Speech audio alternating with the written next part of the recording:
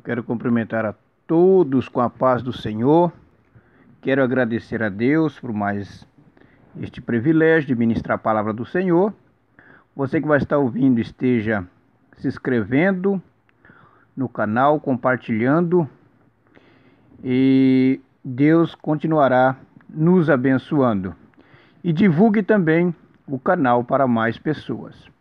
A palavra desse dia está no Evangelho de Jesus Cristo, segundo escreveu Mateus, capítulo de número 14, o versículo 22, que nos diz assim: E logo ordenou Jesus que os seus discípulos entrassem no barco e fossem adiante para outra banda, enquanto despedia a multidão. Então quero vos trazer uma palavra nesse dia com o seguinte tema: as lições de Jesus Cristo andando por cima do mar. É um texto muito conhecido. Em um período recente, Jesus ele tinha curado um homem endemoniado, ele tinha ressuscitado uma menina e alimentado quase 5.000 homens com um pequeno almoço de 5 pães e 2 peixes. Toda a Galileia agora estava agitada com esses milagres. O que ele faria a seguir, então, era uma expectativa muito grande. As pessoas não tiveram que esperar por muito tempo. No mesmo dia em que ele alimentou a multidão, ele também andou sobre as águas do mar. Ninguém nunca havia feito isso antes. Desde o local onde mais de 5.000 homens foram alimentados, os discípulos eles remaram rumo a Cafarnaum, a 9 quilômetros de distância. Algumas versões da Bíblia dizem que os discípulos tinham remado apenas 25 a 30 estádios ao amanhecer, e provavelmente tendo remado desde o pôr do sol. Um estádio correspondia a 185 metros, de modo que os discípulos teriam remado quase 5 quilômetros, pouco mais da metade da distância de volta a Cafarnaum. E o seu progresso era lento, porque eles estavam remando contra ondas e os ventos muito fortes. O texto fala também da quarta vigília, que Jesus apareceu na quarta vigília. Parece provável que os discípulos iniciassem a sua travessia do lago ou mar, o mar da Galileia, com o pôr do sol. Eles remaram até a quarta vigília da noite. Os romanos que governavam a terra onde Jesus vivia naquela época, eles dividiam a noite em 4 vigílias, de 3 horas cada uma. A primeira vigília começava das 6 da tarde às 9 da noite, a segunda das 9 à meia-noite, a terceira da meia-noite às 3 da manhã e a quarta das 3 da manhã até às 6 da manhã. Então, usando esse sistema, percebemos que os discípulos ainda estavam tentando remar de volta a Cafarnaum, entre as 3 da manhã e as 6 da manhã. Eles haviam percorrido pouco menos da metade da distância. E o barco daquela época, essa palavra é a melhor tradução. Os barcos de pesca galileus tinham remos e velas. O vento nessa noite, em particular, era muito forte para usar velas, ou talvez muito incerto, A Bíblia diz que o vento era contrário. Tudo indica que o barco era grande o bastante para caber pelo menos 13 pessoas, pois parece que todos os 12 discípulos estavam a bordo. E ainda houve lugar para que Jesus embarcasse. Então, com esta introdução, eu quero vos deixar algumas lições de Jesus andando sobre o mar. E a primeira lição é esta: Jesus é quem manda entrar no barco.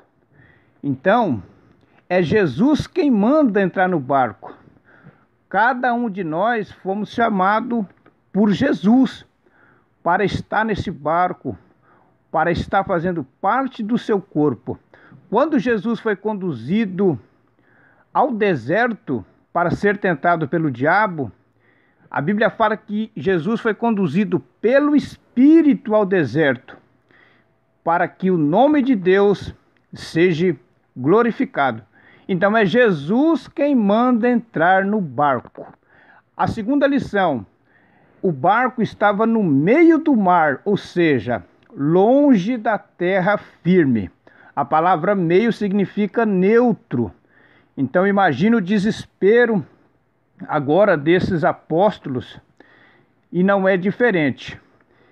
Muitas vezes nos encontramos no meio do mar, sem esperança, sem perspectiva nenhuma na nossa vida, mas Jesus, ele está por perto. A Bíblia fala que Jesus, quando mandou eles entrar no barco, Jesus foi para um monte orar à parte ao Senhor. Então esta é a segunda lição. A terceira lição: o vento soprou no barco dos obedientes, porque o vento sopra na vida dos crentes fiéis também. O vento não sopra só na vida do ímpio, daquele que não serve a Deus. Não, ao contrário. O vento soprou no barco dos obedientes, no caso dos apóstolos, porque eles obedeceram, eles entraram para dentro do barco.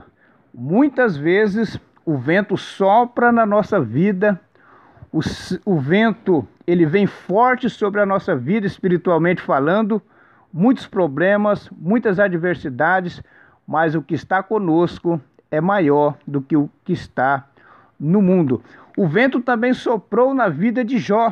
Jó perdeu todos os seus patrimônios, perdeu os seus 10 filhos, mas no final ele foi honrado e o nome do Senhor foi glorificado.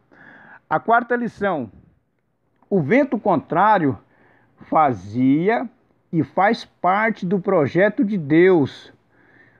O vento contrário, ele faz parte do projeto de Deus para o nosso amadurecimento espiritual, para o nosso fortalecimento espiritual, para o nosso crescimento espiritual.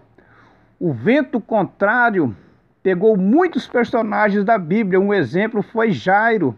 A sua filha estava morta, mas o Senhor Jesus foi na sua casa e a sua filha ressuscitou. Podemos deparar também a viúva de Naim. O vento soprou naquele lar, levou o seu esposo, agora levou o seu único filho, mas é para um projeto de Deus, para o nome de Cristo ser ainda mais glorificado. Este vento que está sobre a tua vida, fique tranquilo, meu irmão e minha irmã. Em breve a vitória vem e o nome do Senhor vai ser ainda mais glorificado através desta vitória. A quinta lição: Jesus cria situações para que o nome dele seja glorificado. Então Jesus mandou eles entrar no barco, eles entraram, veio um vento forte, então foi criada uma situação. Existem muitas situações na nossa vida que nós falamos que não vai ter mais jeito, não tem mais solução, para mim não tem mais socorro, mas é para que o nome de Jesus seja glorificado. Assim como na abertura do Mar Vermelho, o povo todo do lado do mar, reclamando, murmurando, mas no momento certo, Deus abriu o mar e o povo atravessou. É a sexta lição: nem todo vento contrário é para nos destruirmos. Existem dificuldades na nossa vida que parece que nós vamos ser destruídos. Parece que a nossa família vai ser destruída. Parece que nossos relacionamentos vão ser destruídos, mas não vai não. É para o crescimento espiritual da nossa vida. É para nós pegarmos mais experiência ainda com o nosso Deus Todo-Poderoso, que fez o céu, a terra e tudo o que há. Nenhuma arma forjada ela prospera contra a igreja de Cristo.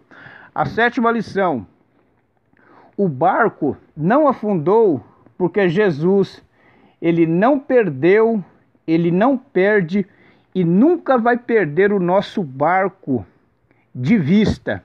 Jesus estava no monte, aproximadamente a 3 a 5 quilômetros de distância.